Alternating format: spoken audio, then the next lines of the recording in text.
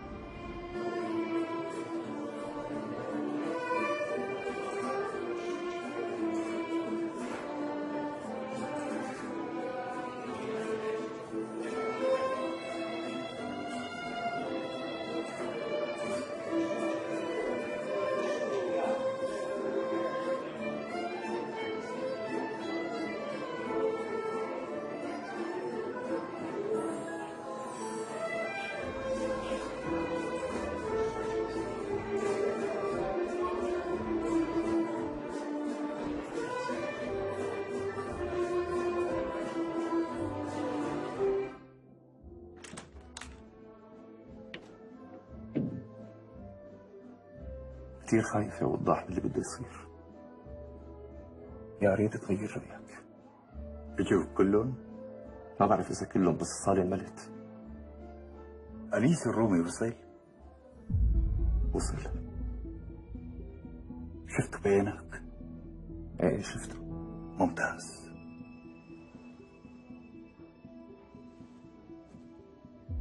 هذا سبيلنا ليوصل الخبر بسرعة.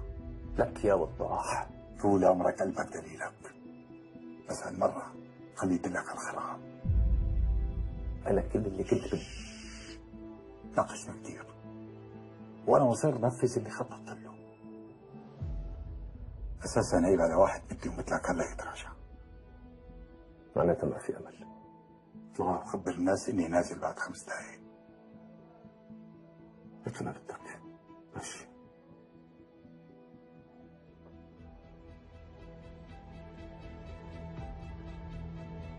يوم بداية الضوء بعد 40 سنة طلعت.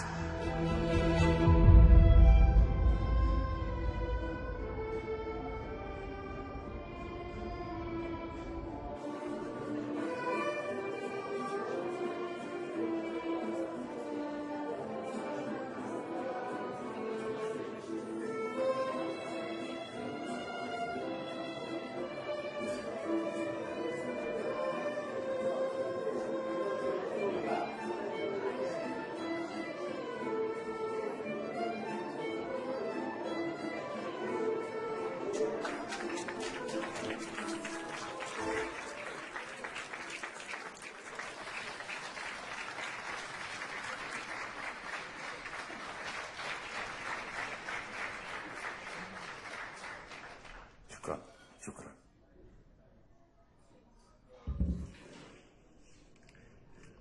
مساكم فل. بتشكركم كثير على تلبية الدعوة. نورتوني وشرفتوني يا حبايب بحفل إعلان تقاعدي من الحياة. معالي الوزير واصل جمال زوج الست ريتا. أهلا وسهلا. سعد مساك. عاطف بيك الضابط الكبير زوج الست هيام. شرفت.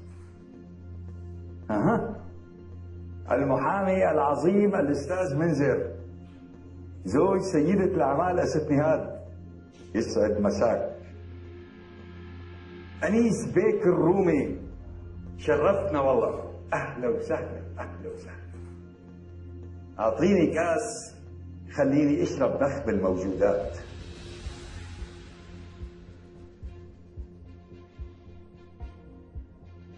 صحتك. وضاح، نعرف انه حضرتك حضاري وبترحب بالنسوان اكثر من الرجال، بس بعتقد نحن كمان لنا حصه بالترحيب. لا لا لا لا لا لا، هاي السهرة للنساء فقط. وأنا شرقي ماني غربي. صح كنت بالسابق جنتلمان، بس أنا هلا شهريار مان. يا شو مشتاق لكم يا ستات ويا صبايا. مشتاق لك اللحظة جميلة جمعتني فيكم. شو قصدك؟ قصدي كثير واضح.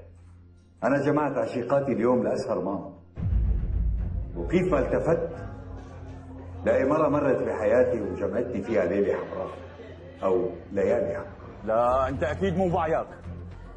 عيب عليك وانت سكران تعزم كل هالناس هي. أنا ماني سكران يا واصل. أصلا هذا الكاس الأول اللي بشربه من أسبوعين. شو قصدك ولا؟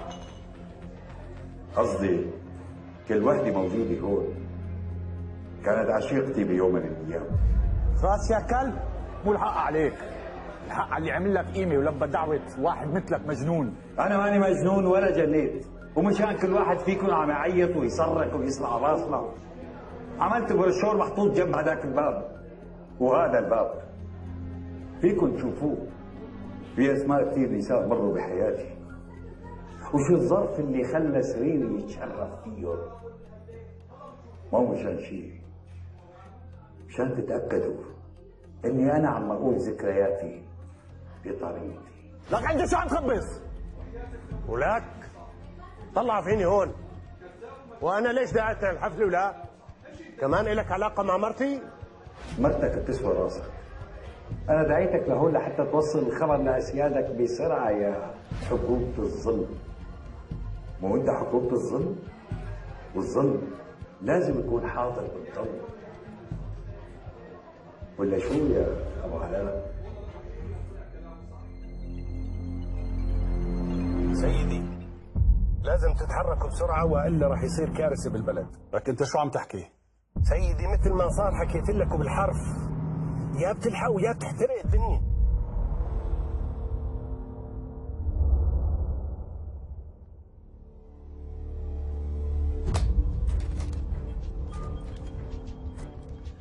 الو، في خبر لازم يوصل للسيد الرئيس بسرعة. لا خبروا باني لازم اشوفه حتى لو كان نايم. فيقوا، انا 10 دقايق بكون بالقصر.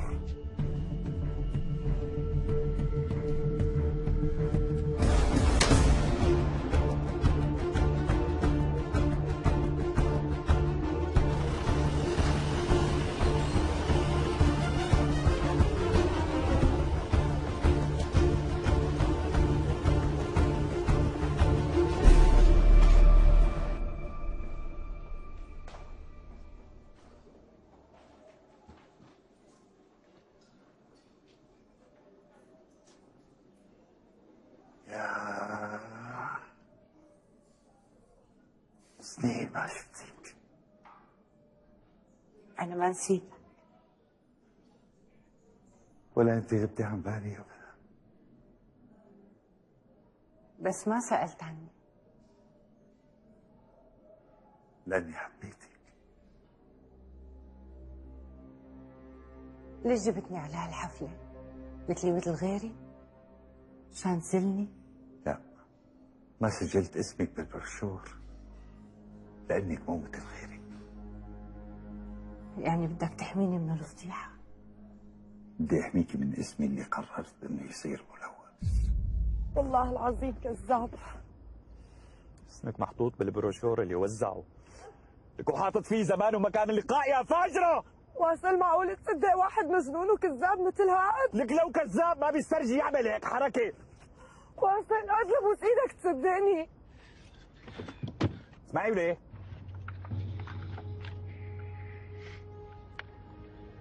ريتا الأعسر زوجة الوزير واصل جمال، التقيت بها مصادفة بأحد الفنادق حيث كنا نسهر سويا برفقة معالي الوزير. تظاهرت بأن رأسها يؤلمها غامزة إياي ألا أقلق. عندها تيقنت أنني سأكون معها في السرير قريبا. في السرير! وهذا القريب سرعان ما تحقق، إذ همست لزوجها أنها تريد مغادرة السهرة، فألمها أكبر من أن يطاق. ولأن الوزير مرتبط بجدول أعمال لم ينتهي، طلب مني أن أوصلها إلى البيت. وفي السيارة حدث ما حدث، وتكررت لقاءاتنا الغرامية في بيتي لأكثر من شهرين. والحقيقة أن الشامة التي على صدرها كانت تفتنني يا بنت الكلب. واصل كرمال الله هذا عم يستغل قصة حقيقية ليلعب فيها ويخليك تصدق. والشامة كمان عم يكذب.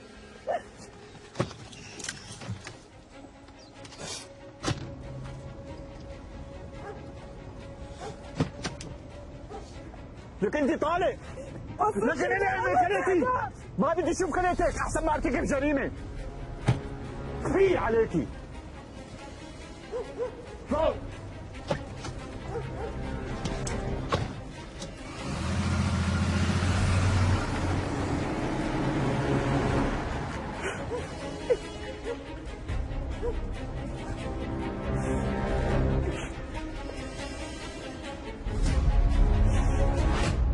أنا بعرفك إنك مجنون، بس ما توقعت تعمل هيك.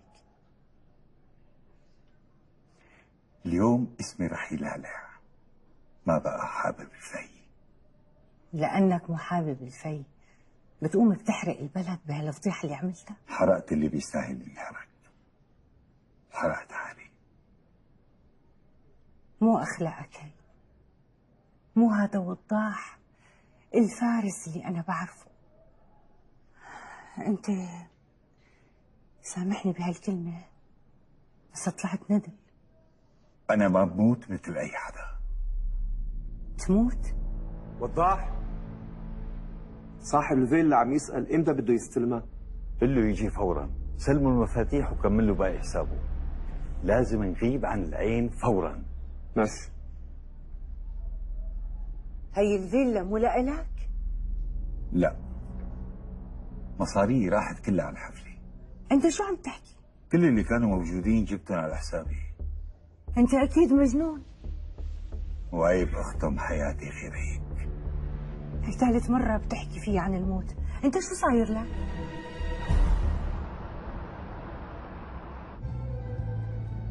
شبك؟ لهلا ما عم صدق اللي رح تعمله. لا صدق، اساسا كان لازم يصير هيك من زمان. مالك خايف؟ انيس الرومي ما بيخافوا ليه؟ وكل شيء تحت جناحه ما لازم يخاف. انت مجنون، اكيد مجنون.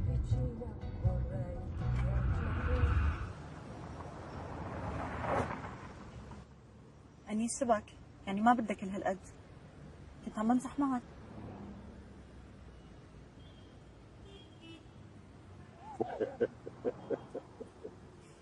هيك ها؟ روقنا.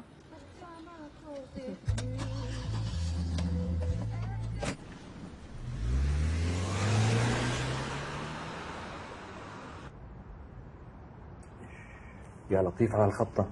لعنا مين هذا؟ وضاح فضل الله. سمعت وضاح فضل الله، بس ما سمعت عنه من قبل. والأسماء اللي كاتبها وكاتب ذكرياته معها كلها أسماء معروفة وكبيرة، وفي اسم خطير.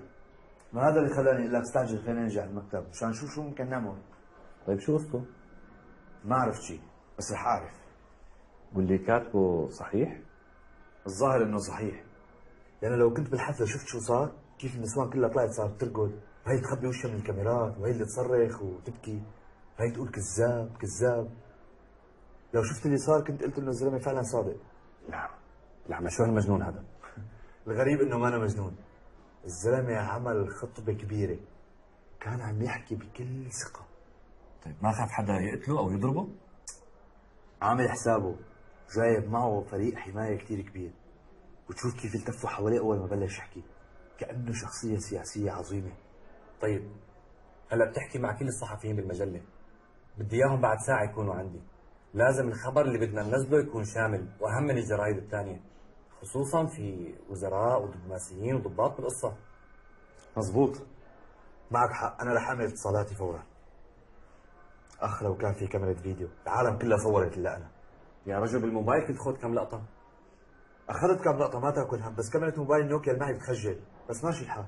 طيب روح خبرهم بسرعه، ما بدنا نضيع ولا ثانيه. فورا.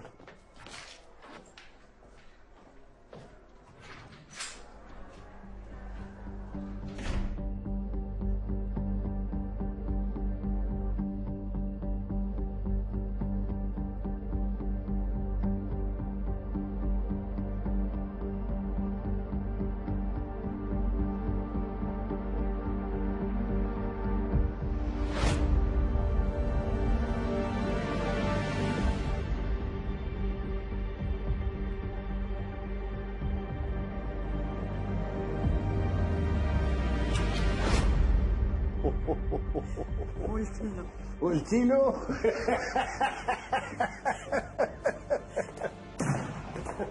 أنيس لك وين هاي؟ ها؟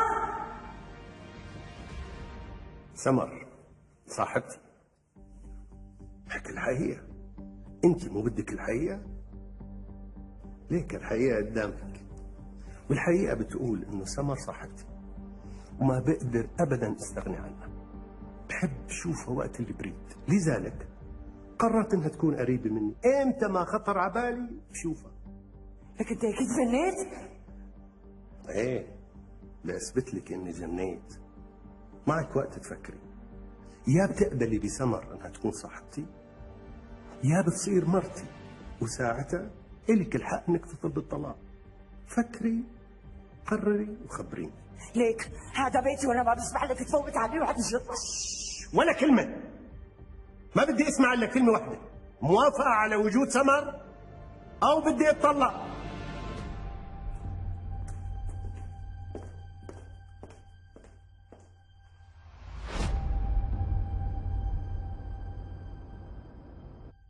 طلع باع بيته ومنتقل من كل المنطقة اللي كان ساكن فيها، وعناصرنا هلا عم بيحاولوا يوصلوا له. وليش تاركينه برا عيونكم؟ سيدي بعد 5 سنوات من التسريح بنرفع الرقابة عن كل الشخصيات المهمة، بيبقى بس منع السفر. وفهمتوا ليش عمل هيك؟ لهلا لا، بس نحن خايفين انه الموضوع يتطور لأكثر من قضية نسوان، وحابب يحكي عن غرامياته معهم. مثل؟ كثير سيدي، هو اللي نفذ ملف النصرية.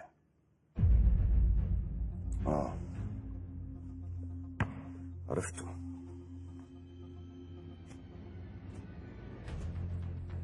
شو حكى عن سامية؟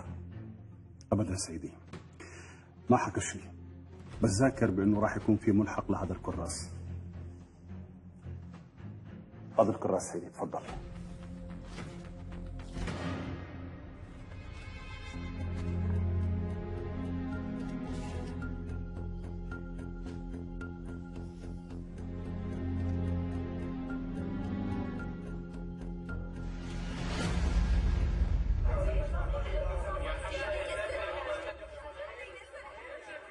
واقف اقول لك هون. ايه هون. حدا فيكم بيعرف مين هالمرة؟ مو مبين وجهها ابدا، بس اذا كبرنا الصوره رح تبين الملامح. طيب شباب، تاخذوا لي اللقطة هي بتنزلوا لي اياها على الصفحة الأولى. بظن هاللقطة هي رح تعمل أسئلة كثير كبيرة عند الناس. شيء ثاني، تجيبوا لي اليوم قبل بكرة رقم وضاح فضل الله.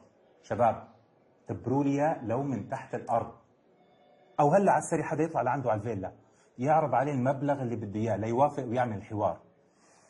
في حال رفض تاخذوا لي موعد معه، بدي أقابله شخصيا واليوم. طيب استاذ، حنطلع حتى 3 مو بس 1. ايه بيكون افضل، بس شباب خليكم هيك معه رواق، لا تستفزوه. بدنا ناخذ الحوار باي طريقه، ما بدي ولا غلطه، بالغوا باحترامه، لانه وارد جدا تاخذوا المخابرات وما نلحق. تفضلوا شباب.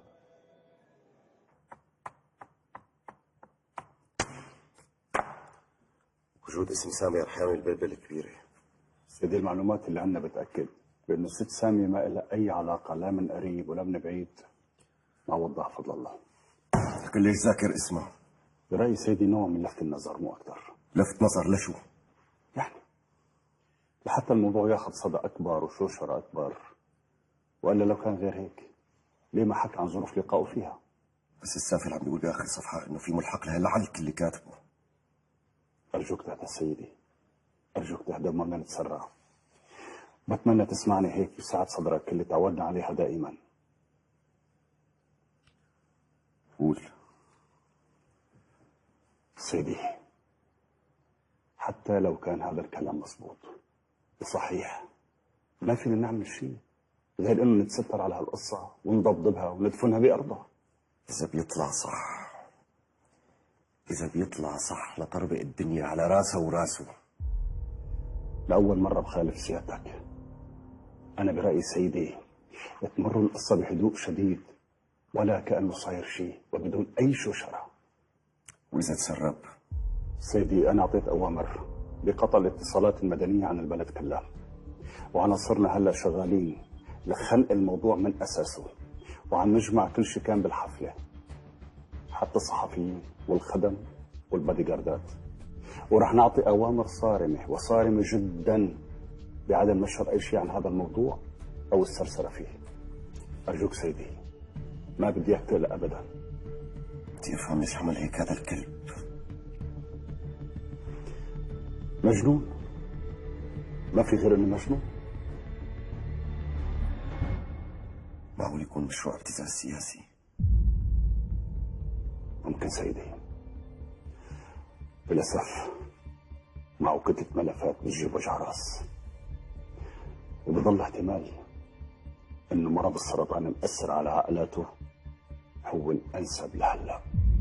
ولا شيء بينتشر عن الموضوع تحت أي ظرف. معك الصلاحيات الكاملة، وبكرة الصبح بكير بيكون هون هو وملفه على مكتبي. بأمرك سيدي. بالإذن.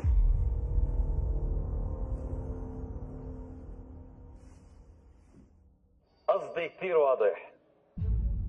أنا جمعت عشيقاتي اليوم لأسهر معهم، وكيف ما التفت لأي مرة مرت بحياتي وجمعتني فيها ليلة حمراء أو ليالي حمراء. لا أنت أكيد مو بعياك. مين وضاح؟ وضاح فضل الله صاحب الفيلا. صاحب الفيلا؟ ما في حدا اسمه وضاح هنا. الزلمه اللي كان عمل الاحتفال، كيف ما في حدا؟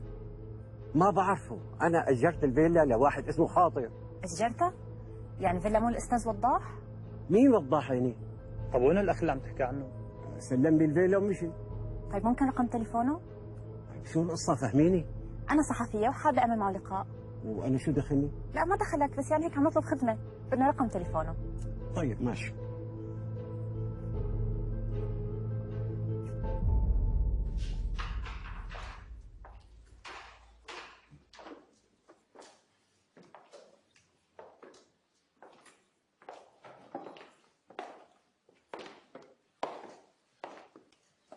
هذا بيتك الجديد؟ اي نعم.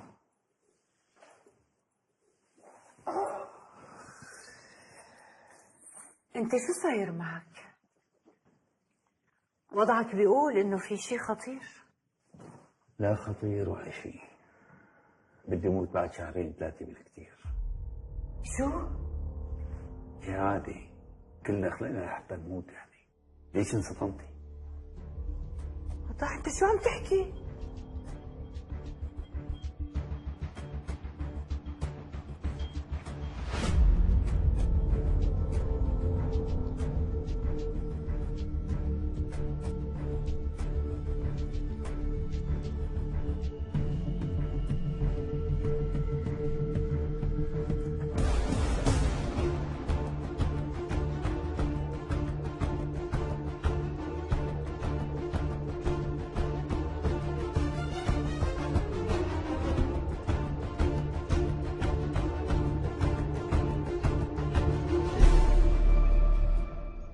هاي الغرفة حطيت فيها 3 سنين من مراجعة أهم مستشفيات العالم.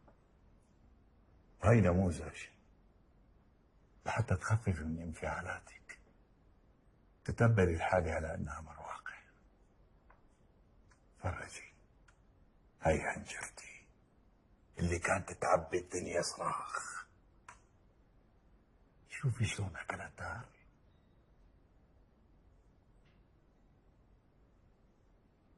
الدكاترة الأغبياء قال بدهم يشيلوها ويرموها للكلاب. أنا لازم تستأصلها. حنجرتي اللي خدمتني طول عمري ما بكبها، حتى لو خدرت، حتى لو تعبت. عمري ما كنت غدار لجسمي. وضح ما بشيلها، ولا ما كنت عملت حفلة اليوم. أنا عملتها لأني حابب موت. خلصنا بقى، لسه موت موت موت. شو صاير لك؟ جنيت؟ يبدو أثر على عقلي كمان. وضح بترجاك، لازم تستوصلها قبل ما ينتشر المرض أكثر وأكثر.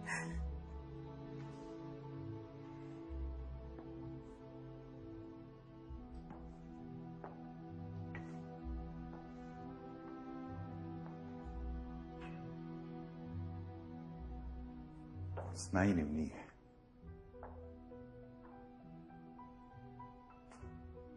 أنا كنت مقرر ما أتواصل مع أي حدا غير خاطر، صديقي الوحيد بهالدنيا. هو الوحيد اللي صار يفهمني منيح ويفهم إني قررت موت. في ناس بتخاف من سيرة الموت وبتهرب. أنا ما تعودت أهرب، أنا باجو، وأنت بتعرفيني منيح. إذا بدك تعرفيني اليوم تبطلي تجيبي سيرة هالقصة أبدا، وإلا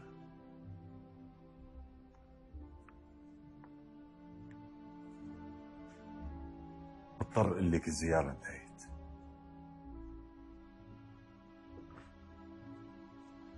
يعني مكافأة إلي. شوفك عم تتحسب قدام عيوني وما أقدر أعمل شيء. مكافأة إلي أنا إنك تسلم حياتك قدام أكثر حدا حبيته بيهمك، بخلي روحك تسافر مرتاح. بس مو يمكن يكون في أمل. ما بدي إياه، صدقيني ما بدي إياه.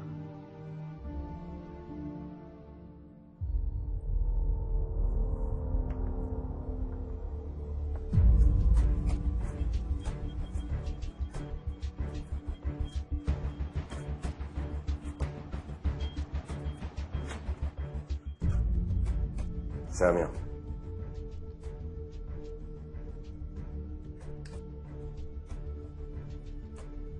خير شو في؟ حقيقي على المكتب. هلا؟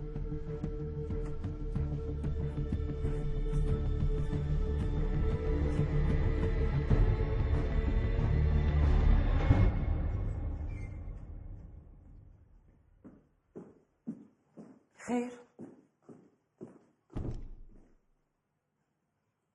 وضاح فضل الله، شو بلاقيكي سكتي؟ شو بدي أحكي؟ شو علاقتك فيه؟ وضاح شو قلت لي؟ وضاح فضل الله. ما بعرفه. سامية، أخي قلت لك ما بعرفه، شو الموضوع؟ هو عم يقول بيعرفك. شو بيشتغل؟ عميد متقاعد بالبحوث العلمية. ما بعرفه. كيف يعني ما بتعرفيه؟ قبل كم ساعة وفجر فضيحة كتير كبيرة وانت جزء منها. فضيحة؟ فضيحة شو؟